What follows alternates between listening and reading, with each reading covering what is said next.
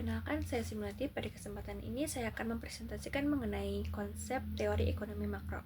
Presentasi ini akan membahas pengertian, ruang lingkup, tujuan, serta pentingnya ekonomi makro dalam perekonomian suatu negara. Ekonomi makro adalah cabang ilmu ekonomi yang mempelajari perekonomian secara keseluruhan.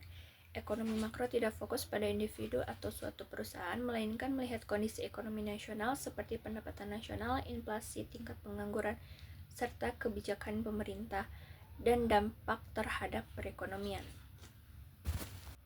Ruang lingkup ekonomi makro mencakup beberapa aspek utama, yaitu pendapatan nasional, pertumbuhan ekonomi, inflasi, pengangguran, serta kebijakan fiskal dan moneter. Semua aspek ini saling berkaitan dan digunakan untuk menilai kondisi serta kinerja perekonomian suatu negara. Tujuan utama dari ekonomi makro adalah menjaga stabilitas harga, meningkatkan pertumbuhan ekonomi, serta mengurangi tingkat pengangguran. Dengan tercapainya tujuan-tujuan tersebut, diharapkan perekonomian dapat berjalan stabil dan kesejahteraan masyarakat dapat meningkat.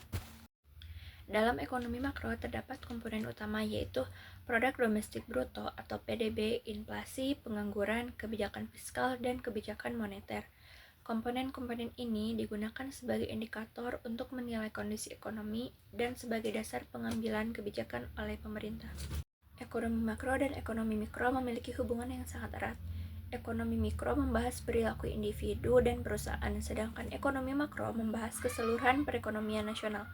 Keputusan individu dan perusahaan akan mempengaruhi kondisi makro, dan sebaliknya, kebijakan makro juga akan berdampak pada kegiatan ekonomi mikro.